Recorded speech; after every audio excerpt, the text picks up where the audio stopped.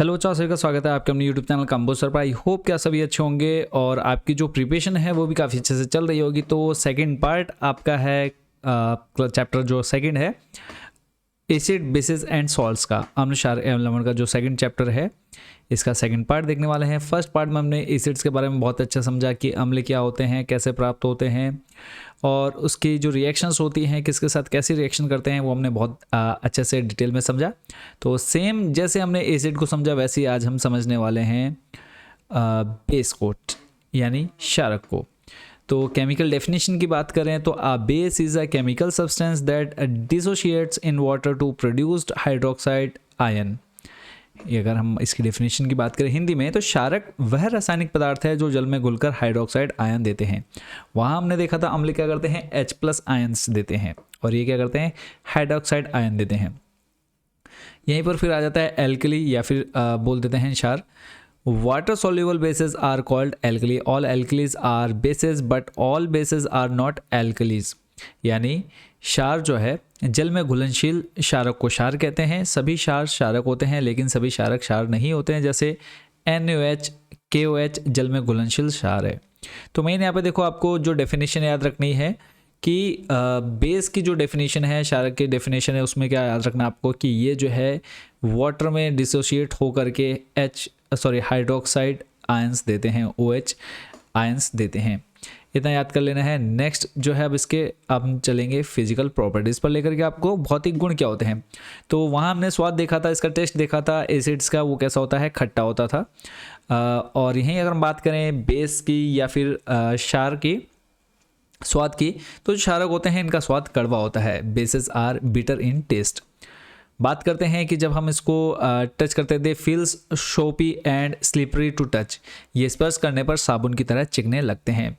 Actions on litmus paper. Litmus paper वहाँ हमने देखा था कि हम ब्लू लिटमस पेपर का यूज़ कर रहे थे, वो टर्म्स हो जा रहा था किसमें, रेड में, यानी जो नीला लिटमस पेपर था वो लाल में बदल रहा था। तो यहाँ क्या होगा कि जो लाल लिटमस पेपर है वो बदल जाएगा किसमें, नीले में।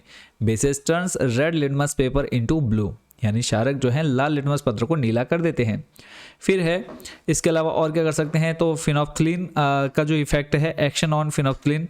तो bases turns colourless phenolphthalein indicator pink. क्षारक जो है रंगहीन फिनोफ्थलीन सूचक को गुलाबी कर देता है। अगर हम बात करें क्षार, जैसे हमने लिटमस पेपर से चेक कर लिया कि ये जो है क्षार है, तो वैसे ही जो है, तो जब हम यूज़ करते हैं किसका, क्षारक का, किस पर, फिनोफ्थलीन पर, कलरलेस फिनोफ्थलीन पर जब इसका यूज़ करते हैं तो उसको किस कलर में चेंज कर देता है, पिंक कलर में। फिर है इसके बाद नेक्स्ट जो आप देखेंगे, इसमें हमसे कहा है इलेक्ट्रिकल कंडक्टिविटी, विद्युत चालन। लाइक एसिड्स एक्वस सॉल्यूशंस और bases also conduct electricity due to free OH ions. अम्लों की भांति क्षारकों का जलीय विलयन भी मुक्त OH आयनों की उपस्थिति के कारण विद्युत का चालन करते हैं। या आप बोल सकते हैं क्षार जो है विद्युत का चालन करते हैं, नहीं करते, तो आप बोलेंगे बिल्कुल करते हैं। क्यों करते हैं, क्योंकि ये भी जो है OH आयन इनमें होता है, इस वजह से क्या करते हैं, विद्युत का चालन करते हैं। नेक्स्ट चलते हैं कॉमन एग्जाम्पल्स ऑफ बेसिस, यानी क्षारक के जो मुख्य उदाहरण है तो उनको देख लेते हैं। सबसे पहला है sodium hydroxide, also known as caustic soda, used in soaps and detergents. इसे कास्टिक सोडा भी कहते हैं, सोडियम हाइड्रोक्साइड को कास्टिक सोडा भी कहते हैं, और साबुन और सर्फ बनाने में इसका उपयोग होता है। फिर है पोटेशियम हाइड्रोक्साइड, ये आपके बेस के एग्जाम्पल्स हैं, ठीक है। Potassium hydroxide, caustic potash, used in bathing soaps and batteries. Caustic potash इसका जो नाम है, पोटेशियम हाइड्रोक्साइड को हम कास्टिक पोटास भी बोलते हैं, नहाने के साबुन और बैटरियों में इसका उपयोग होता है। नेक्स्ट है आपका कैल्शियम हाइड्रोक्साइड। कैल्शियम हाइड्रोक्साइड का यूज़ क्या है वो भी हम देखेंगे यहाँ पे। तो कैल्शियम हाइड्रोक्साइड को हम स्लैक्ड लाइम बोलते हैं, बुझा हुआ चूना बोलते हैं। इसका जो उपयोग होता है यूज्ड इन वाइट वॉशिंग, सफ़ेदी करने में इसका उपयोग किया जाता है। फिर है मैग्नीशियम हाइड्रोक्साइड, जिसको हम मिल्क ऑफ मैग्नीशिया भी कहते हैं। कई बार आपसे क्वेश्चन पूछा गया है कि what is milk of magnesia, तो आप बोलेंगे मैग्नीशियम हाइड्रोक्साइड को ही मिल्क ऑफ मैग्नीशिया भी कहते हैं। इसका जो काम है, यूज्ड एज एन एंटासिड, पेट की एसिडिटी ठीक करने के लिए इसका उपयोग किया जाता है। क्लियर हो गया।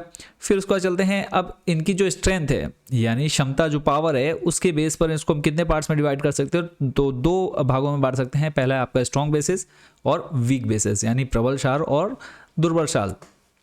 तो प्रबल क्षार क्या होगा, bases that completely dissociate in water to give a large number of OH ions तो सिंपल से देखो मेन डिफरेंस है कि जब हम इसको पानी के अंदर मिक्स करते हैं या पानी में मिलाते हैं तो बहुत अधिक मात्रा में यानी बड़ी संख्या में हमको OH आयंस देते हैं, तो वो स्ट्रॉन्ग बेसिस होते हैं। और वहीं अगर कम मात्रा में देते हैं आयंस, OH आयंस, तो वो क्या होते हैं, दुर्बल क्षार या फिर वीक बेसिस होते हैं। एग्जाम्पल आप ले सकते हैं कि कई बार आपसे पूछ सकता है कि सोडियम हाइड्रोक्साइड और उसके बाद MgOH2 या मिल्क ऑफ मैग्नीशिया, इन दोनों में कौन ज़्यादा बेसिस है या कौन स्ट्रॉन्ग बेसिस है। तो आप एग्जांपल में सीधा बोल सकते हैं कि सोडियम हाइड्रोक्साइड जो है आपका स्ट्रॉन्ग बेसिस है।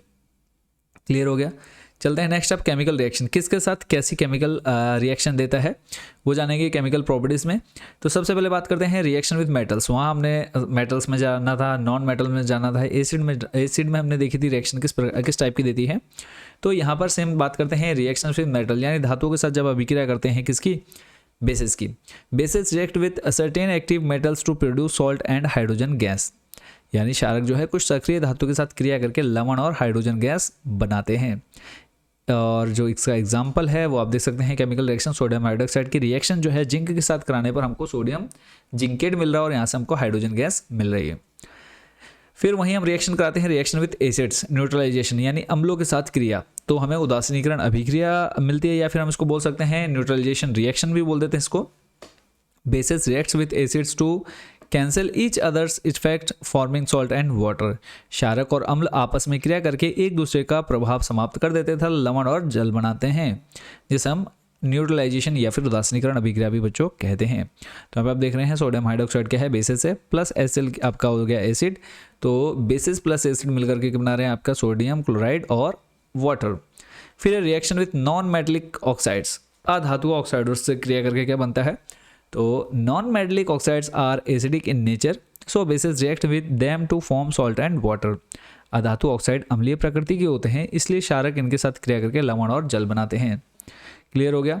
अब इनके बीच मेन डिफरेंस देख लेते हैं। हमने एसिड देख लिया, बेस देख लिया, अब इनके बीच जो है मेन डिफरेंस बच्चों यहाँ पे हम जानेंगे। तो सबसे पहले बात कर लेते हैं यहाँ पे गुण की, प्रॉपर्टीज़ की। एक तरफ है एसिड, एक तरफ है बेसिस। तो जल में अगर हम बात करें वाटर में, तो ये जो एसिड है वो H+ आयंस देते हैं और बेसिस जो हैं वो OH आयंस देते हैं। टेस्ट की अगर हम बात करें, टेस्ट ये स्वाद में खट्टा होता है, सॉर होता है, और ये बिटर होता है यानी कड़वा होता है। लिटमस पेपर को क्या करते हैं, तो जो एसिड होते हैं टर्न्स होते हैं ब्लू टू रेड, और जो बेस है वो टर्न होता है रेड टू ब्लू। और जब हम इसको टच करते हैं तो ये हमको क्या करता है, जलन पैदा करता है और ये साबुन की तरह चिकना होता है बेसिस। तो आई होप बच्चों जैसे आपने एसिड के बारे में बहुत अच्छे समझा, वैसे आप बेसिस के बारे में बहुत अच्छे से सीख चुके हैं, समझ चुके हैं। तो इनकी जो है फिजिकल प्रॉपर्टीज़, उसके बाद जो आपके केमिकल प्रॉपर्टीज़ हैं, ये आपने बहुत अच्छा समझा। इनके यूजेस आपने देखे, डेफिनेशन समझे। तो चैनल के साथ जुड़ रहिएगा। अभी तक जिन बच्चों ने चैनल को सब्सक्राइब नहीं किया, सब्सक्राइब जरूर कर लीजिएगा। बहुत जल्द मिलेंगे नेक्स्ट पार्ट के साथ। Thank you so much for watching this video.